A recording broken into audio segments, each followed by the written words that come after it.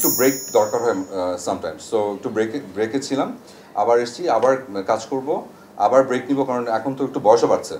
তো একটু মানে আগের মতো দৌড়াদৌড়ি ছোটাছুটি করে মানে যেভাবে করতাম কাজ, ওটা এখন একটু করাটা ডিফিকাল্ট। যে আসার পরও একটু অসুস্থ হয়ে পড়েছিলাম, তারপরে আমার একটা ব্যাক পেনের একটু ঝামেলা আছে।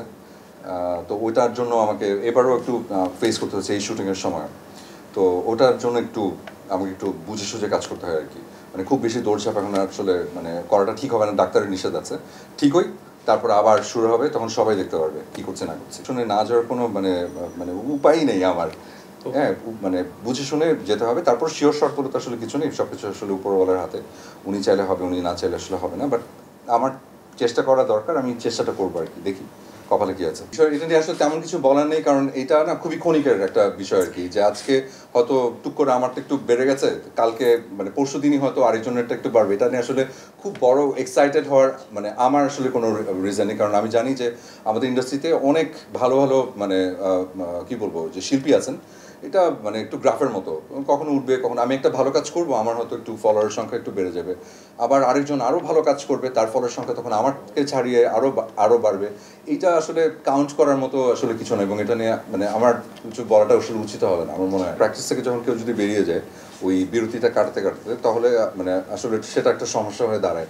আবার মানে ক্যামেরার সামনে ইউজ টু হতে, লাইট ক্যামেরা একটু রিস্টার্ট নিতেও একটু সময় লাগে আসলে।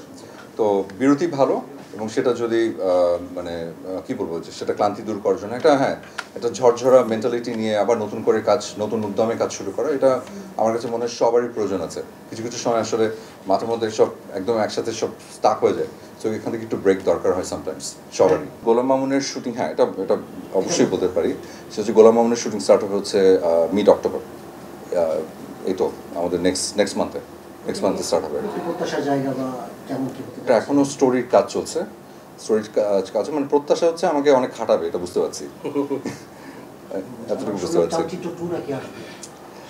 হ্যাঁ, এটা নিয়েও কথা হচ্ছে, এখনো কোনো কিছু ফাইনাল হয়নি। তো এটা প্ল্যানিংয়ের মধ্যে আছে। তো আই হোপ মানে খুব শিগগিরই এটার ঘোষণা আসবে, তখন এটা নিয়ে ব্রিফলি কথা বলবো। ভালো কাজের জন্য আসলে ধৈর্য ধরাটা খুব ইম্পর্টেন্ট, কারণ হুটহাট করে বা তাড়াহুড়ো করে কোনো কাজ করলে সেটার ফল ম্যাক্সিমাম টাইম আসলে ভালো হয় না। তো বড় কোনো কিছু করার আগে একটু সময় নিতে হয়, একটু প্রিপারেশন লাগে। হ্যাঁ, বুঝে শুনে মানে যাতে ওনাদেরকে ওনাদের কি বলবো প্রত্যাশা যাতে আমি পূরণ করতে পারি, সেই চেষ্টা আমার থাকে। তো সময় লাগবে, একটু ধৈর্য ধরতে হবে আর কি।